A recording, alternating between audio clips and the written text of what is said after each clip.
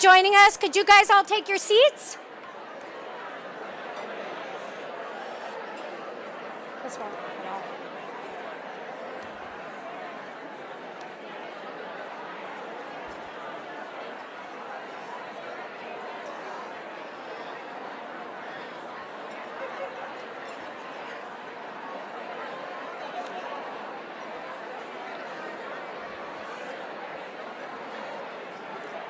Thank you, everybody, for joining us. If you could take your seats, we're going to get the program started.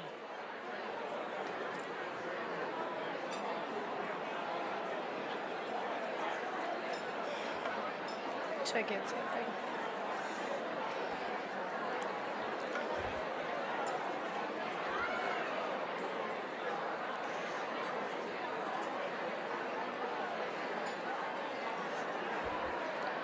Okay, you're going to make me do a lot of work kind of shushing 600 people. I'm not a librarian. I don't know how to shush people properly. Thank you all for being here today. It is my great pleasure to welcome you to Lunch for Libraries in person and back at Monona Terrace.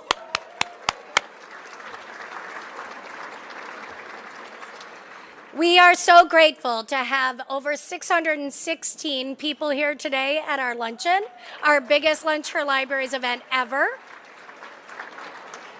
This is actually our 11th year of Lunch for Libraries, so we're celebrating that as part of being back in person here today. So thank you for joining us, and this event is about supporting our Madison Public Libraries, and so we know we have a lot of good readers and library users out there, and we're so grateful to have you here celebrating libraries today. I do want to invite you to eat your lunches. You do not need to pay that close of attention to me. So please eat your lunches. I'll know that you're listening just because that's what you'll do. But please go ahead and enjoy that. They have iced tea and other stuff coming around, so keep an eye out for that as well. So I am the executive director of the Madison Public Library Foundation. My name is Jenny Jeffress, and I've been doing this job for about 11 years. The foundation was founded in 1993, and it exists specifically to mobilize the Madison community to continuously improve, promote, and support Madison Public Library. And you all are the Madison community that we have invited to do that today. So thank you so much for being a part of that. The proceeds for Lunch for Libraries support our Wisconsin Book Festival. And I think many of you, some of you, how many people saw Neil Gaiman last night? I know a couple people in the crowd went and saw Neil Gaiman speak over at the Orpheum last night. So a really big event here in Madison. We have some really fantastic authors, and that's because of the Wisconsin Book Festival. In 2021, we had 64 events that were both virtual and in person, and we reached over 16,400 people with the Wisconsin Book Festival. I also want to say that Lunch for Libraries has become so successful that we also support youth literacy efforts. So last year in 2021, we gave $36,000 and we supported We Play materials, which are part of our We Read program. So if you look at the center of your table, each of you have some Tego blocks. And you're supposed to play with those. Those are not supposed to be stationary. You're actually supposed to try to figure them out and work through some problem solving as part of the Tegu blocks. But I want you all to know that it is through the fundraising efforts of Lunch for Libraries that we actually are supporting youth literacy efforts and play efforts in all 9 of our Madison Public Libraries. I also want to mention that Wisconsin Book Festival is supported 100% through private dollars. We use library spaces and have a great relationship as a Madison Public Library program, but 100% of the proceeds are from private dollars. And we have sponsors for our Wisconsin Book Festival, and our signature sponsor, Marv Levy, is here today. He's been the sponsor for a number of years, and I want to give him a huge thanks for being the signature sponsor of the Wisconsin Book Festival.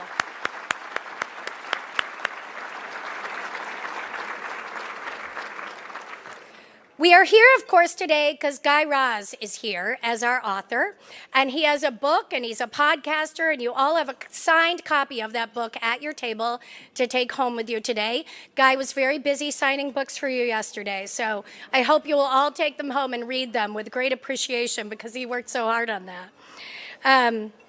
So I also just want to mention that we want to thank our sponsors here today for Lunch for Libraries. And I would like to take a moment to thank some of our sponsors right now. BMO Harris Bank has been our sponsor for a number of years. I think it's 7 years. And I want to thank them for being our lead sponsor of Lunch for Libraries.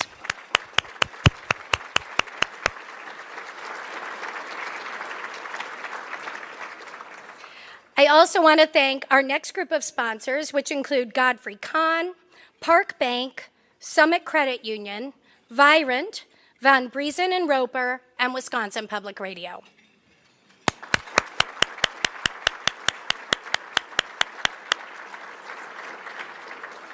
We also have 35 advocate sponsors, and I want to give them a round of applause for being supportive of Lunch for Libraries today.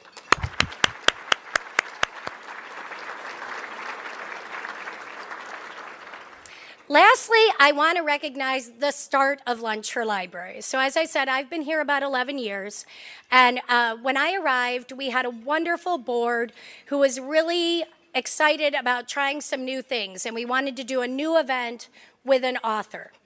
And so we put together a committee, and that committee is who I want to honor here today. They were the first Lunch for Libraries committee. It was an extremely hands-on event.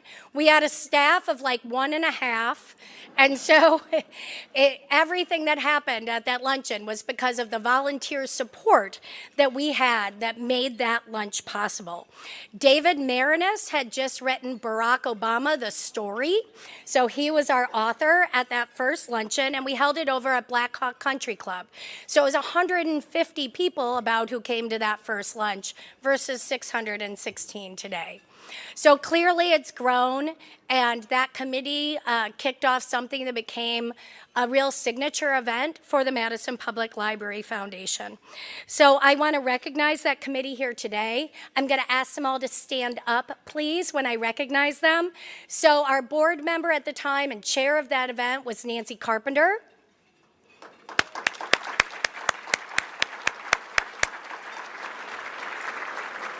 Other committee members included Sam Crownover, Sue Denholm, who can't be here today, Nancy Dahl, Martha Vukalik-Austin, Catherine Zadeblik, Paula Lutz, Chris Bruns, who also can't be here today, and Libby Bradley. Thank you to all of you.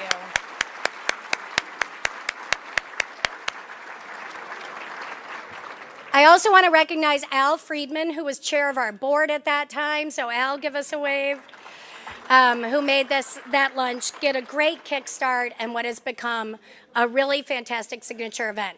So our two current co-chairs, Susan Tukolsky and Susan Goodwin, are presenting them with their very important Madison Public Library hats, which I know you're all going to be jealous of and want one too. So I want everybody to see these. This is our way of honoring and recognizing this great committee. So.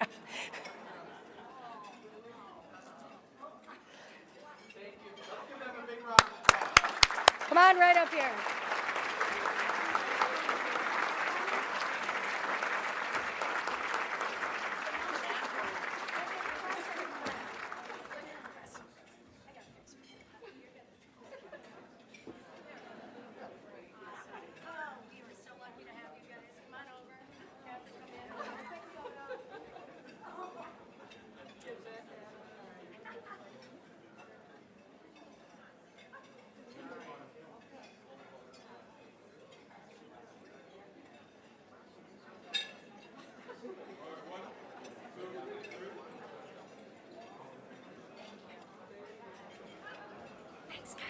Ooh, be careful. Watch your step there.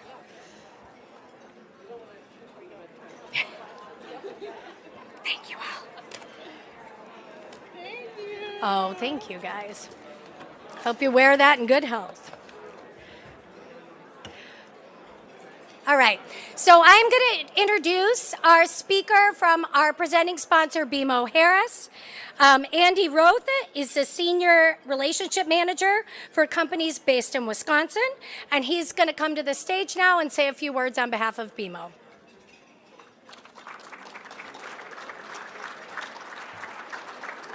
I hope I said your last name properly. You're close enough. Thank you. Don't worry about it. Hi, everybody. Thank you for attending this great event today to support Madison's public libraries. My name is Andrew Rothy. I'm a Senior Vice President with BMO Harris Bank here in Madison. And on a personal level, thank you for supporting our area libraries. My mother was a reference librarian with Hedberg Public Library down in Janesville for 30 plus years. So I have a personal experience of knowing the importance of libraries growing up. And even to this day, I feel bad for the circulation staff. If anybody from Madison Central is here, I'm the guy in the suit and tie that wanders around at lunchtime. So even to this day, I can tell you how important libraries are. For the last 11 years, BMO Harris Bank has been a strong proponent of Madison libraries and support of this event. Madison Public Libraries meets many of the bank's areas of interest as well, including education, arts and culture, basic needs and social services, services for seniors, children, and everyone in between. And we're, once again, pleased to support this event and the Wisconsin Book Festival, which is going to be in October of this year, and hopefully you all can support that as well. And with that, I'm not sure who I'm supposed to turn it over to. I think Cookie and Susan, I believe, are up next.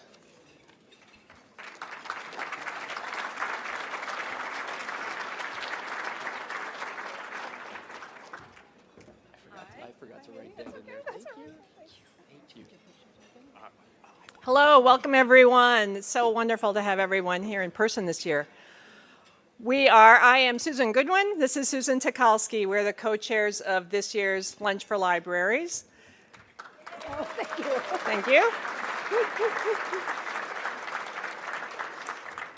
An event this large and well put together can't be done with the involvement of a lot of people. And so we want to recognize some of the people involved. There is a Lunch for Libraries committee this year, and we would like all the members of that committee to now stand. Thank you.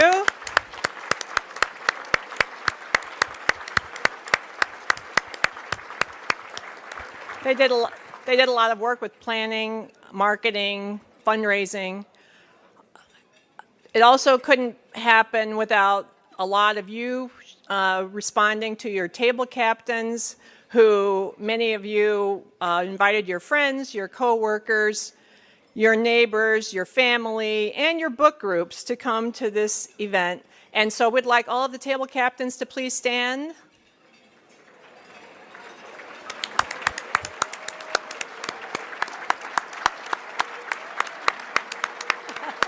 Thank you all. And of course, it takes a village, so we've got some more people to thank, and we're pleased that we can thank more people. Of course, our great public library, Madison Public Library. Could the board and any staff who could get away, retired board members, retired staff, please stand?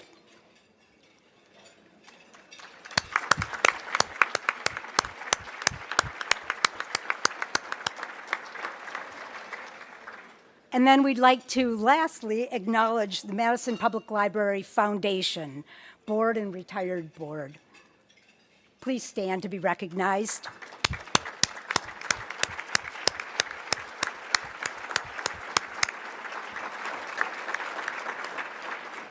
And lastly, we want to thank all of you. We wouldn't be able to do it without everyone participating. So thank you. Enjoy your lunch, and we'll get back to the program shortly.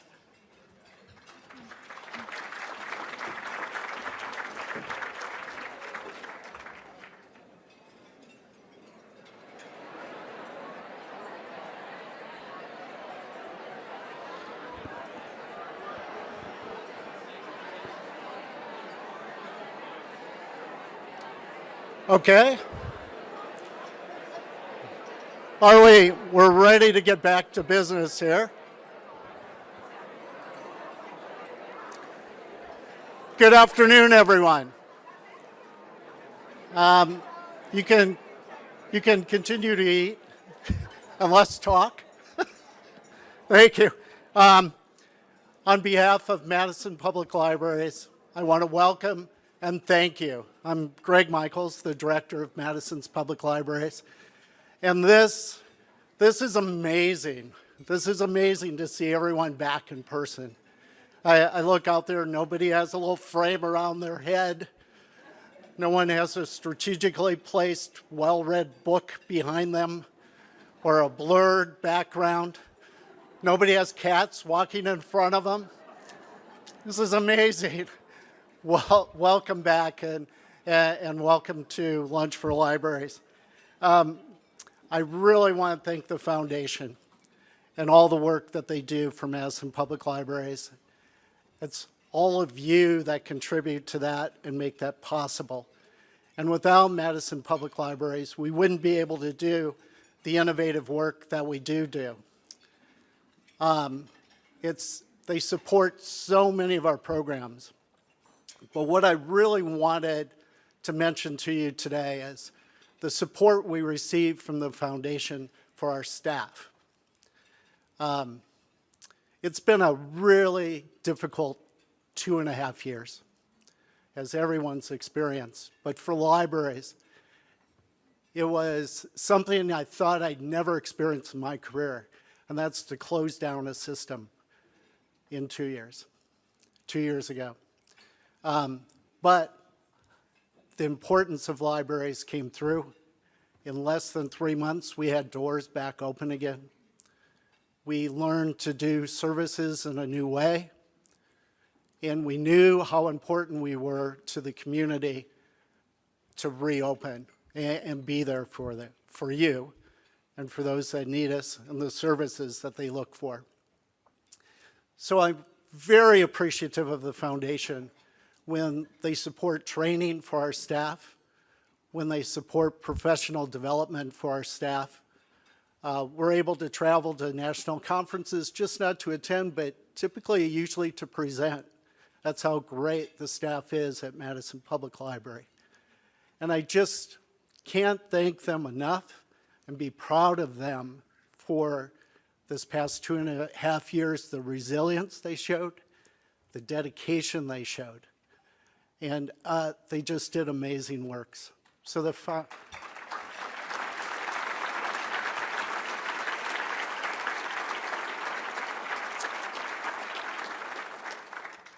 foundation does support a lot of programs and a lot of collections, but it's that staff behind it that really makes it something special for all of you and for the community.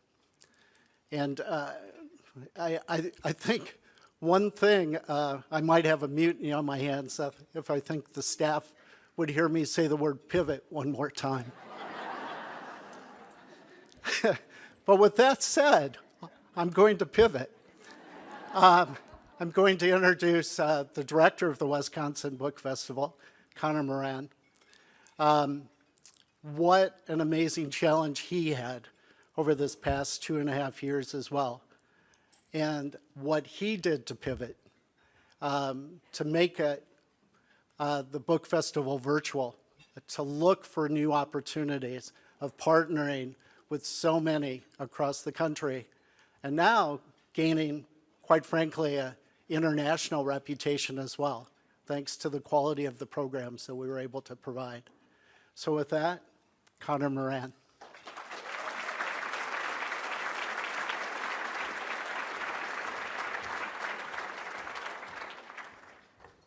Is the book is it in the shot? Do we have? That was for you, Greg. I am Connor Moran. I'm the director of the Wisconsin Book Festival. Thank you all so very, very, very much for being here today. It means very much to me, but also to Jenny Jeffress, the director of the foundation, and to all the people whose hard work went into putting today on. So please give them a round of applause on my behalf.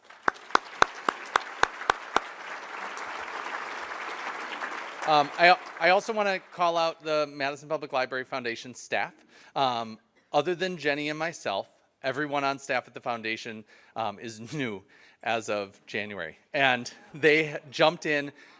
They have done such an impeccable job putting this on for all of you. It has been a lot of learning, and they just took it on and ran with it. So if we could also give them a round of applause. They know who they are. And this is my intern Julia's last day. She graduated this weekend, and she agreed to stay on while she did this. Julia has been with us for a year. She has been incredible. She already has a job after college, which surprises me because I took like 6 years after college to get a job. So thank you, Julia, for everything you've done for us. I am going to try to be brief so that we can hear from Guy Raz in just a moment, but I do want to mention to you that the Wisconsin Book Festival has been back. It has been mostly live and in person, though we have had some wonderful virtual experiences over the last couple of weeks. You can email me directly if you want to hear about what the last 2 years were like, but I really want to focus on today. Next week, Monday, though, we are hosting Kwame Onwuachi from Top Chef. You may know Kwame from being a fan like I am, or from his book, Notes from a Young Black Chef. He has published his first cookbook. We are giving away free copies of that cookbook next week, Monday, the 23rd at 7 p.m. at Central Library. I really hope that you'll come and see Kwame. We also have James Patterson coming it's actually a month from yesterday. He has written his autobiography. He will be in conversation with Barry Alvarez about that book, and that is at the Capitol Theater at the Overture Center. All of these events are free and open to the public, so please put that on your calendar as well. And then in August, we're hosting David Marinis.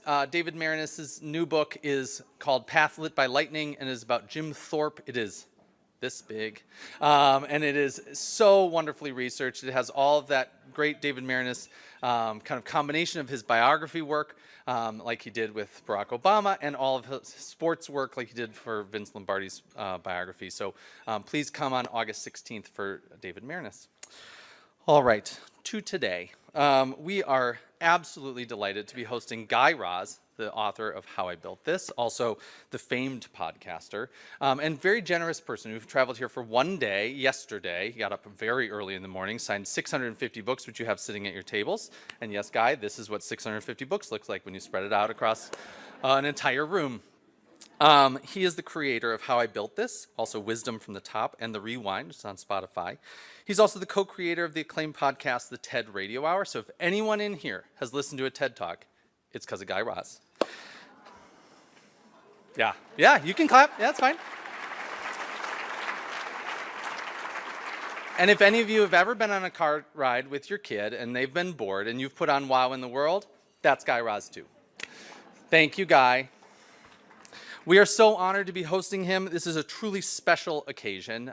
We don't work at IBM necessarily or have a really great corporate retreat in the mountains outside Denver to go to, which is where you'll typically see him. But here he is today.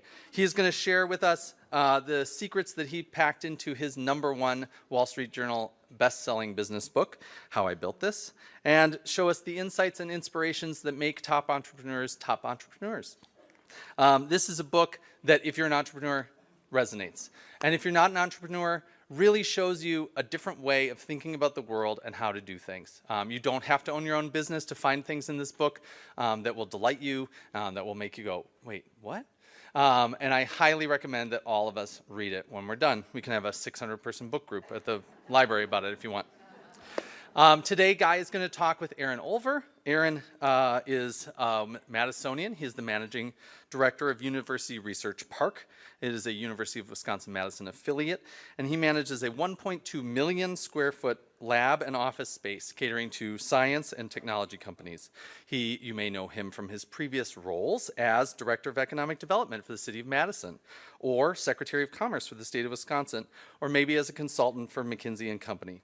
He graduated from the University of Wisconsin-Madison, so we're very, very delighted to have Aaron and his Wisconsin expertise. And I also want to mention he's a Rhodes Scholar, and he went to Oxford. He doesn't talk about that. I've known him for years. I have had on his bio now.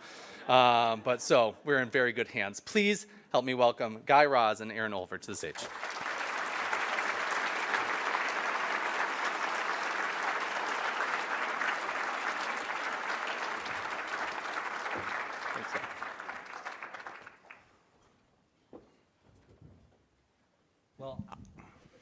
I am so excited about this. Entrepreneurship and books are probably two of my favorite things. So about a week ago, I tell my kids, I'm going to get to sit on a stage in front of 600 people and talk to Guy Raz. And my kids think this is just like the most amazing, coolest thing that I have ever done in my life. Oh, God. And I'm thinking, this is great, right? Like, finally, my kids think I'm a cool dad. And, I spend my days trying to build a tech ecosystem around the University of Wisconsin and create great places for startups to start or scale. And they finally respect what I do. And they see me reading this book. And they ask, Dad, why are you reading that? And I said, well, I'm going to talk to Guy Raz about this book, how I built this, and the podcast that it's based on, all about what I do, business and entrepreneurs. And my oldest son just looks at me. There's like disdain almost in his eyes. And he says, Dad, if you get to spend half an hour with Guy Raz, why would you talk to him about business and entrepreneurs instead of wowing the world? So thanks for getting me as close as I've ever been to having the respect of my children. I wish I could connect your children with mine, because my children think I'm the least cool parent on the planet. So we have something in common. So I want to start a little bit just by turning the tables on you and asking, where did the idea for the podcast, How I Built This, where did that come from? I was a journalist for most of my career. I was a reporter, and I started out as an NPR reporter. And some of you might even remember I was a host of All Things Considered, now more than 12 years ago, the weekend version of All Things Considered. And it was and that was my career, that was my life. I was very fortunate early in my career to be able to go overseas, and I was overseas for 7 years as a foreign correspondent for NPR from 2000 to 2007. And I very fortunately had a chance in 2008 to spend a year as a journalism fellowship at Harvard. They have a program called the Nieman Fellowship, and I was able to take classes in business. I had never taken a business class in my life because I was a reporter. That's all I knew. And what was amazing to me when I took this business school class was that here you have all these, really smart, fancy kids at Harvard Business School learning about business through what they call the case study method. I had no exposure to it. I didn't know what it was. But basically, to describe it in a very simple way, it's learning through stories, right? And what would happen was you'd get to class on a Monday, and they would give you part A of this case study. And I remember the first one we got was about Starbucks.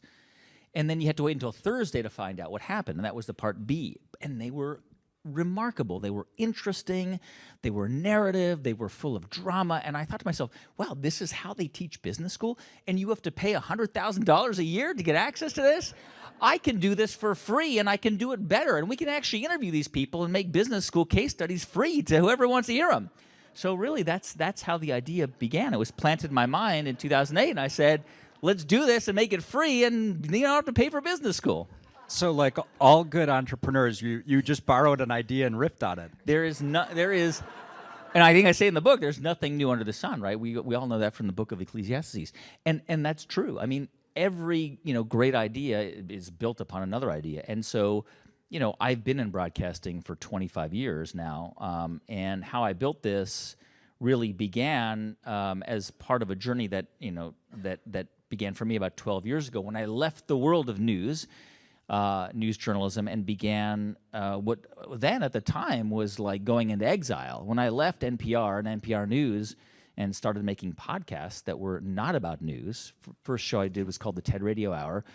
That was, people around me were like, what are you doing? Who listens to podcasts, and why would somebody listen to one thing for an hour? And I was worried about that too.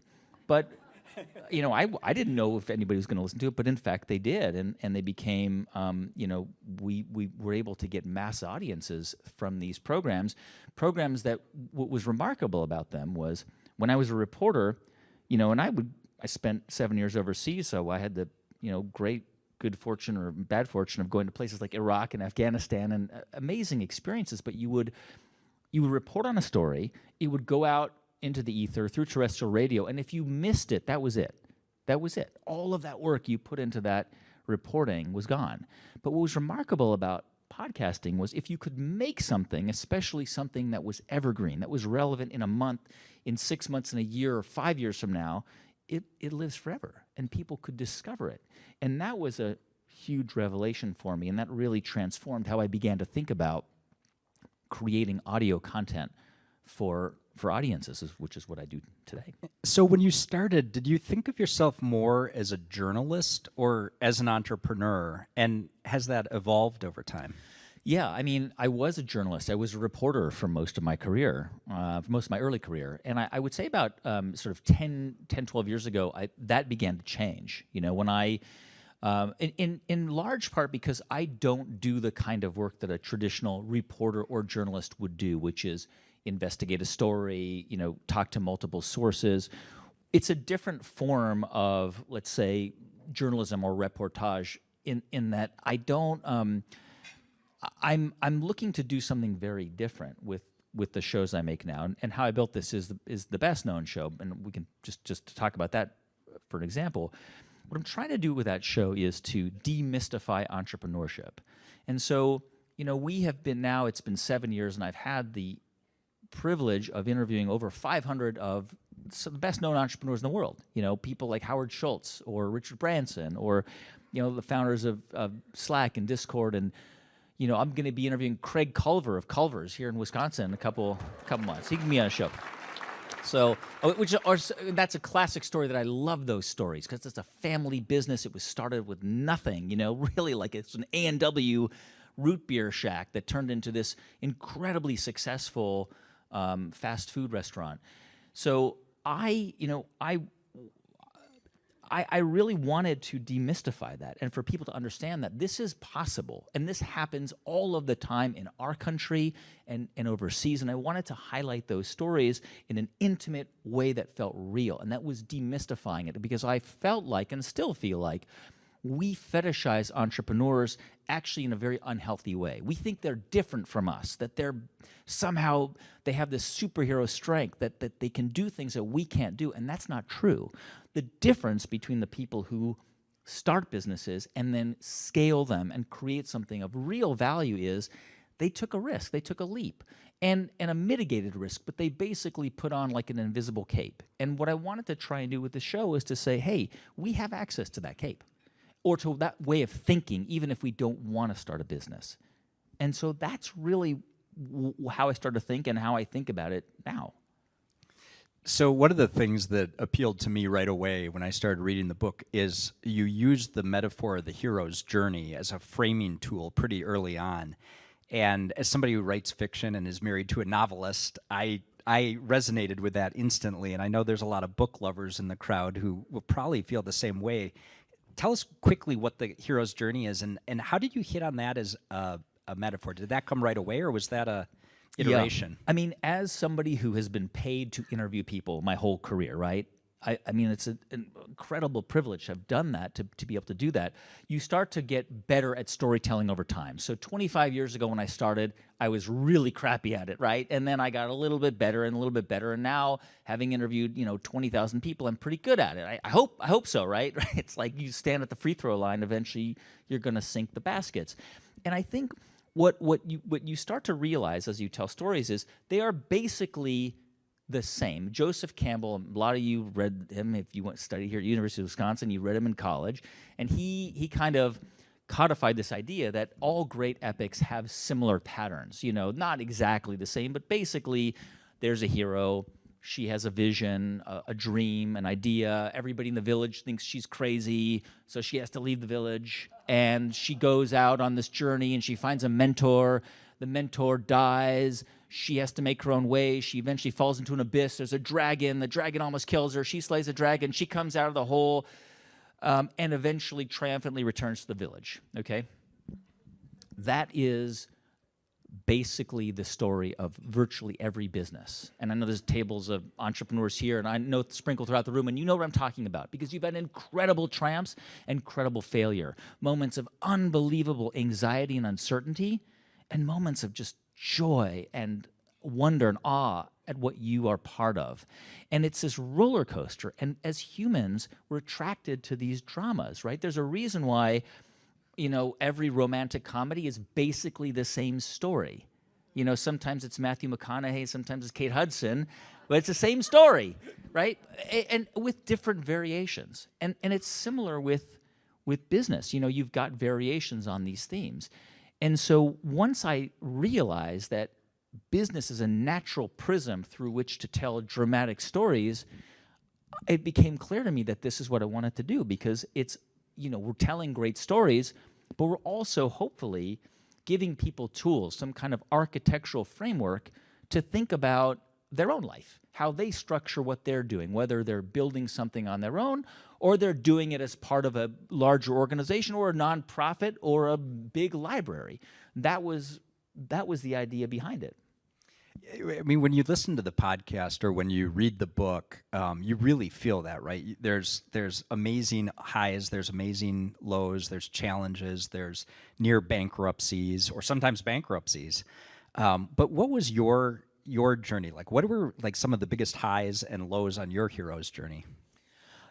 I learned, and I think all of us have a version of this in our lives. One of the greatest gifts that I think we can all be given in our lives is to be or to feel or to be underestimated. It is actually an incredible gift. It doesn't feel that way at the time. but it is an incredible gift because it gives you something to it. In a sense, it can fuel your desire to overcome that feeling of being underestimated.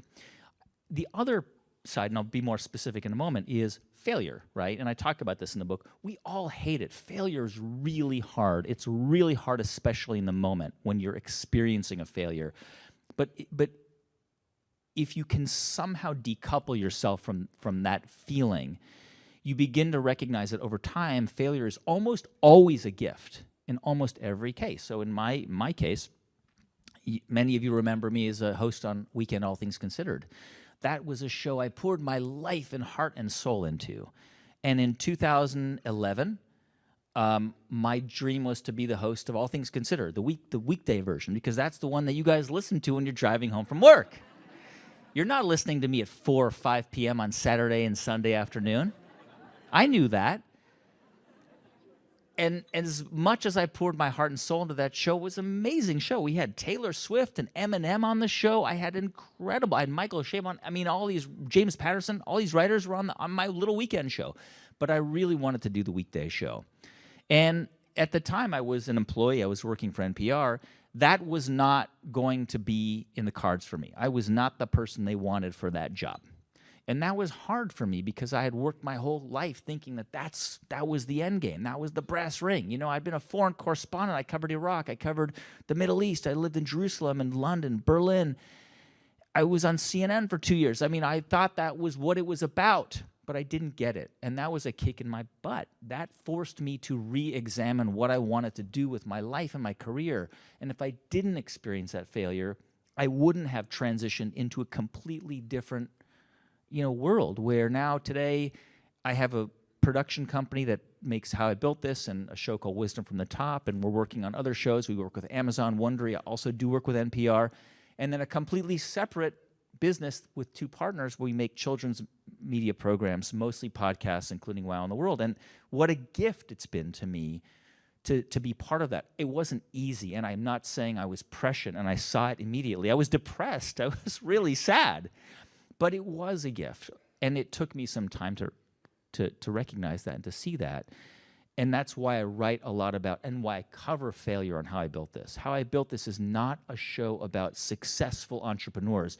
It's a show about successful entrepreneurs primarily focused on their failures and the times that they really struggled to make it.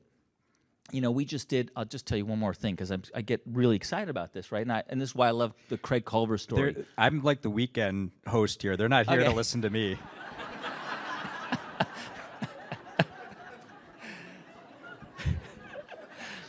You can join me on the weekend anytime. Okay, we'll do Thank you. But we have an episode out of How I Built This today, and it's an amazing story because if you look at breakfast cereal, okay? Breakfast in America is dominated by 2 companies, General Mills and Kellogg's, okay? If you look at the top 10 brands, it's General Mills, Kellogg's, General Mills, General Mills, Kellogg's, Kellogg's, General Mills. There's only one brand in there that is not those two, it's Post, which is another giant. Okay, it's like Honey Nut Cheerios, Raisin Bran, Corn Flakes, Honey Bunches of Oats. That's the top 10 cereals in America. They own that category. But if you look at organic cereals, they're different brands. Cascadian Farms, Barbara's Puffins, you've got Bare Naked, you've got Kashi. And when it comes to organic cereals, it's also General Mills, Kellogg's, and Post. They own the top 10 organic cereal brands in the United States, okay? So not very inspiring, except there's one company that owns 5% of the organic breakfast cereal market, and that's called Nature's Path. And it was founded by two hippies in Vancouver, British Columbia, and they still own that company. That, to me, is like a classic How I Built This story. Aaron Stevens, kind of a dropout hippie guy, went to India in the late 60s, was kind of part of this spiritual group. He had an arranged marriage with an Indian woman who was also part of this spiritual group. He brings her back to Canada, and they eventually build a business that now does $500 million a year. I mean, it's an incredible story, you know, and that happens all the time. And it's those kinds of stories that I'm not necessarily trying to say, hey, you know, you should do this, or you can do a version of this. Because actually, most of the people who listen to How I Built This are not entrepreneurs. A lot of them are, but the ones who are have Etsy stores or Shopify sites, small businesses. They're coming to the show to help them get through their difficult moments, to listen to people like Aaron and Ratna, Stevens, whose business almost failed. I mean, even Culver's here in Wisconsin. He opened his first location. They decided 2 years later to open the second location. It failed, so they had to shut it down. Okay, the first 6 months of Culver's, they didn't know if they were going to make it. They couldn't make payroll. Now it's the 7th or 8th most successful QSR in the country. I mean, it's an amazing story, and that's what I'm trying to do with this show is to say to everybody who's listening, look, you're going to have really challenging experiences and moments in your career, whether you're working for a massive multinational or you've got a small Shopify store, you're making jewelry, or you've got a farmer's market booth. But all of these people went through a version of that. And here's how they navigated it. And so maybe this will give you some ideas for how you can navigate your own challenges. And that's basically it. That's the show. So one of the lines I wanted to ask you about, you're in the book, you're about to introduce the balcony and the ballroom metaphor, which is, you should read the book just for that metaphor. But there's a line leading up to it where you say that in about 2008, 2009, one of the powerful executives, I presume at NPR, told you didn't have the chops to be a radio host. What was your reaction in that moment, and did that lead to this? Yeah, I mean, it goes back to this idea of being underestimated, which I think everybody in this room has experienced. Every single person at some point. You were in a class in your grade, and it's normal. We will all be underestimated at a certain point in our career, and in many ways, it's hard because you want to feel validated, but at the same time, it can be fuel to kind of drive you to really force you to also to look at what you're good at and to try and improve on the things you're not good at. And so, at the time, it was 2007. There was an executive at NPR who was saying the right things. I mean, at the time, the classic NPR host was Scott Simon, or Robert Siegel, who were amazing hosts. I mean, or Susan Stamberg, just incredible, fully multi-dimensional people. I mean, Scott is still on the air, and he's amazing. But I wasn't that. I had just come from covering 7 years of war, I was not able to sing and dance and talk about my cat and also, talk about weighty international issues like Scott was able to do. It took me time to get there. And so, that experience, while it was hard, he wasn't wrong at the time. It was a way for me to kind of say, all right, what do I need to do? How do I need to get through this barrier to make this happen? So when you started the podcast, did you feel like you had something to prove? And what was it like? What was the journey of starting the podcast? Like from an entrepreneur's point of view, was it smooth sailing right from the go? No, not at all. I mean, it took us some time. I had an advantage in that I had come, I at that point already been in broadcasting since I was 21. I joined NPR in 1997. And I had the TED Radio Hour, which I worked on with Ted, and so we were able to grow that show. The challenge with how I built this was a lot of people initially listened to it and they said, who is this guy who has no experience as an entrepreneur? Who is this person who doesn't run a business telling me about business? And the reality is that it's a fair question, but if you think about some of the most influential business writers in the world, they don't run business. Jim Collins does not run a business. I mean, he does now, but he was writing about good to great, and he didn't do that himself. Some of the best, writers and novelists are not experiencing those things. So it was a challenge for him because it was true that I had not at that point had the deep experience as an entrepreneur that I now have 7 years later. I was also building my businesses at the same time that I was starting my show. But really what I was good at doing was trying to understand as much as I could about somebody before they came into the studio and to use that knowledge to extract their wisdom. The thing about what we're trying to do with the show and in the book is, and I've seen this I've felt this way since the beginning, is it is a mission. Now, of course, people throw that word around. I don't know, every company says we're mission-based. At the end of the day, if it's a for-profit business, they're also about profit. But what I mean by that is, when I sit in a studio and when I bring somebody into the studio, I'm asking them to surrender to the process. I'm asking them to be vulnerable and to open up and to be generous with their recollections because they have a mission too. And together, we are serving 3.5 million people who listen to our show every single week who need it, who need those lessons, who need to hear those stories. And so we are in service of the people who listen to us. And that was what made it easier for me to kind of overcome my fears and doubts about my lack of experience as an entrepreneur initially, because ultimately I was trying to do something in service of the people listening in hopes that it would help them. Well, and obviously it did, right? It became one of the top 20 most downloaded podcasts in the U.S., so something's working there for you. When you look back on that, I want to ask the question that you always ask, which is, how much of your success do you attribute to hard work and talent, and how much was luck? So this is a question I ask for those of you not familiar with how I built this. At the end of every episode, I ask, how much of your success do you attribute to luck and how much to your skill and hard work? And I started this from the first episode, and I don't know why I did. It was just a question that came out. It is the most controversial question I ask now because half of the people hate it so much, and half of the people would hate me if I stopped asking it. So I'm kind of trapped. I have to ask it now. It's not really designed to... It's not even designed for that binary answer. It's not even designed for the specific answer. If you listen to how I built this, it is a narrative journey of the person's life and how they built this business, right? So today's episode that's come out is Nature's Path. Next week is House, the home remodeling brand. It's an amazing story because Adita Tarko she wanted to renovate her house. She built a website for her and her neighbors, like the mommy group she was part of. It was never designed to be a $7 billion business, which it is today.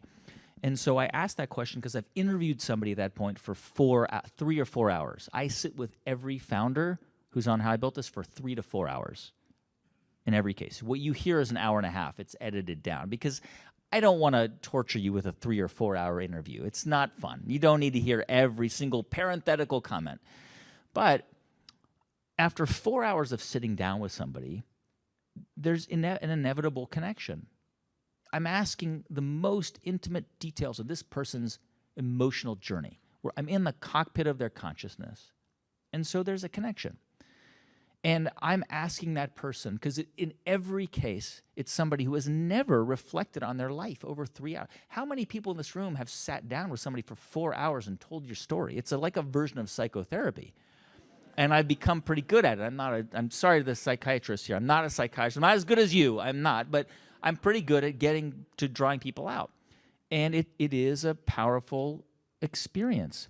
And so that question is designed really for that, almost to say, all right, we've just talked for 4 hours. Now, what do you think? Looking back on everything, now that you've relived it, you've taken me on this ride. I'm in your brain conscious. I'm in your cockpit of your brain. We've gone back in time. What do you think when you look back on it? And it's a chance for them to say, I did get lucky that I met this person. I mean, so many things happen because of just luck, just chance. I mean, I met my wife at a barbecue in Washington, D.C. in 2000, 2 weeks before I left to be the NPR Berlin correspondent. She was a law student. She's my wife. We've been together since 2000, 2 children.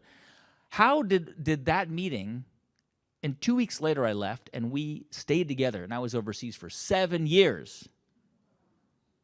She eventually did move overseas, but that... See, the truth comes out. Right. How did that happen? I mean, so and without that partnership, would I be doing this today? I don't think so. So there are elements of luck in every journey. Just yesterday, I was walking down the street here in Madison, and I was just wanted to check out. I stupidly asked somebody what river that was because I'm so dumb, and they said it's not a river, it's a lake. You idiot! And I was walking down the street to the lake because I had never been here before, and I'm walking down the street, and there's a guy wearing an NPR shirt, and I just said, "Nice shirt." He said, "Hey, you're Guy Raz," and I ended up walking around Madison with him for 2.5 hours. He was a podcaster. He was starting out podcasts, and he wanted advice. I think that's pretty cool. He's a young guy, and he wanted advice. I was happy to give it to him, so I walked around, showed me around Madison. I gave him advice. I think for me it was lucky I got to give advice. I think for him it was lucky he got advice from somebody who's been doing it for 25 years. So luck does happen. So luck happens, but there's also an art of making good decisions, right? And there was right away when I started reading the book, and I want to make sure we talk about the book a little too. There's a story right in the very beginning about a woman named Stacy Brown and her husband Kevin, and she is working on building the world's best chicken salad business. And her husband Kevin gets stage 4 colon cancer diagnosed, and this hit me in the gut because my biggest customer is Exact Sciences, which in 2009 had 2 employees and a struggling technology, and today has a colon cancer diagnostic test that they ship to your home, and they have, I think, over 3,000 employees in Wisconsin and thousands more around the world. And so what struck me is that here we are as entrepreneurs trying to solve somebody's problem. Maybe it's what to eat for lunch. And somebody else, but we're carrying around problems too, and somebody else might be uniquely able to make a contribution to the problem that another person has. And there's sort of this chain of connection. But when entrepreneurs are thinking about what kind of contribution they can make to somebody else's problems, how do the best entrepreneurs pick their area of focus? It's a great question. And because every business is a story. What you just told me is a story. I mean, there's such a rich story in that business. Every business at this table and other tables here is a story. The story is this. I have a problem. I've identified a problem. Maybe I'm standing at a coffee shop and I feel like it's just not working. The service isn't good, or the decor isn't right, or the coffee isn't right. I could do this better. We've all been in that situation. We're somewhere and we're thinking, oh, why don't they just do it like this or that? And that's the kernel of a business. You identify a problem that either you have or somebody you know has, and then if that problem is a problem that other people have, and you've figured out how to solve it, then you really have a business. You really have something there. And that's really how it happens. I've identified something that needs to be improved, or I have a completely new idea that could serve a lot of people. Here in Madison, there's a big company that services the healthcare industry, right? And management of back end, the back end data. I mean, they identified a problem and they've solved it for a lot of people. And that's it. That's basically it. And then how big you want to make it, it depends on you. And by the way, a big business isn't necessarily a better business. You know, the corner grocery store, you know, half a mile away from here is chances are it's more profitable than Uber, which is not profitable. So most small businesses in America are more profitable than a lot of these tech giant startups that have never turned a profit. So I don't think that there's any, reason to pursue scale necessarily, because scale isn't always the answer. But the answer is when you have solved a problem that lots of people have, like the chocolates on your table made here in Madison, that person who makes those chocolates has solved a problem because she knows that she can make great chocolate here in Madison. And lots of people love chocolate. And that's a problem that has been solved.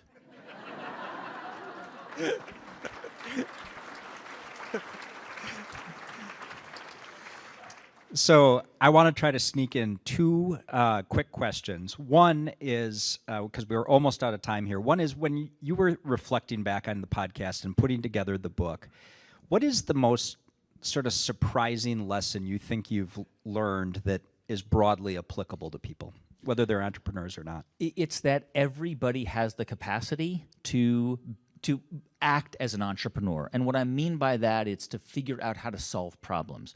So here is the thing that separates somebody like, Craig Culver or Jason Citron, the founder of Discord, or Howard Schultz of Starbucks from people who don't do that. It is that they are willing to take no. They are willing to hear no and to hear rejection and to keep moving forward. For most of us, we're kind of programmed from the beginning not to like rejection. Rejection's hard. Our species is designed to seek out approval. We want approval, and we want we want our ideas to be validated. We want validation. Rejection's hard. It makes us feel bad. And so what happens is that for many of us, once we hear no a certain number of times, we stop doing it. What I've found among so many founders of businesses is they are the same, but many of them began their journeys or at some point in their journeys got into sales. Sales is the best rejection therapy you can possibly imagine because all you're going to hear is no. It's like it's like cognitive behavioral therapy for rejection, okay? If you want to learn how to hear no, go into sales and do it for a few years. This is what Sarah Blakely did. She sold fax machines. Do you know how many times people said, get off our property, no soliciting? She's one of the most successful self-made women entrepreneurs in history. Started Spanx because she was used to hearing no when she was selling fax machines. So when it came time for her to try to get a manufacturer in North Carolina to make a prototype of her undergarment, she heard no 10 times as well. But she kept moving forward until she got to yes. And so it's practice. And that is the biggest misconception people have about entrepreneurs. They think that entrepreneurs are different from us. They're not. They have figured out how to accept that rejection is part of the process. It's not an end state, it's part of the journey, and you just plow through it and you keep moving. And that to me was one of the most revelatory things that I was able to realize in this experience. Awesome. Where can people go to learn more about your work, follow you on social media, download your podcast, buy the book for all of the neighbors and friends they're going to buy it for? I mean, I have a website that I haven't even looked at in like 2 years, so it's guyraz.com. But I mean, how I built this is I'm not trying to sell it to you to say, listen to how I built this. I'll try to sell it to you. You should listen to this podcast. I have a job to do every single week, and it is to make something that is worth your time. And we pour our heart and soul into that show, because if it's not good enough, we don't run it. We have to have something. I'm asking you to give me an hour and a half of your time for how I built this. If you listen to Wow in the World, that's another 30 minutes. If you listen to Wisdom for the Top, that's another 45 minutes. I make 6.5 hours of audio content a week on different shows. I'm not saying listen to all of them. That's a lot of time. But if you have the time, check out How I Built This. It's available wherever you get podcasts. It's always free. You can pay for it if you want to hear it a week early, but don't, and with no advertising, but don't bother. Listen to it for free. It's free always on every platform.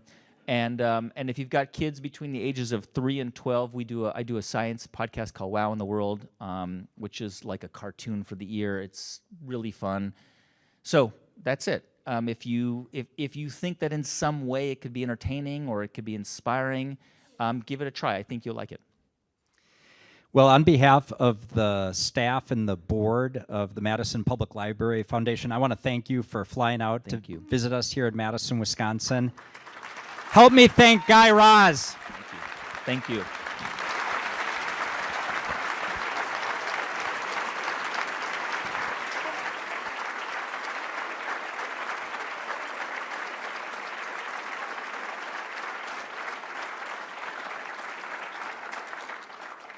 I'm going to add to your list of things where you hear no, professional fundraiser.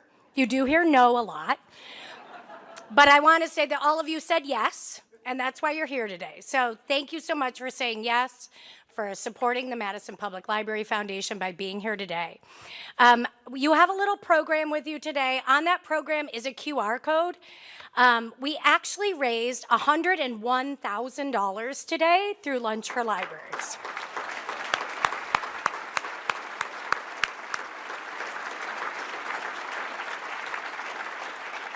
If you are so inspired that you want to make a gift, you can use that QR code, or you can go to our website and make a gift to the Library Foundation.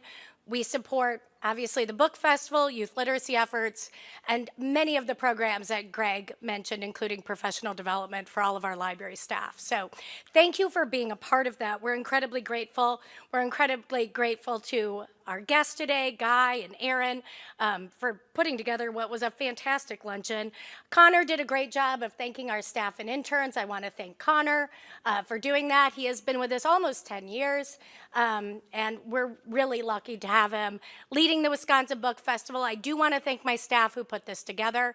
As Connor mentioned, they are all brand new since January, and they did an amazing job at putting together what is our biggest event ever for the Madison Public Library Foundation. So thank you to all of them.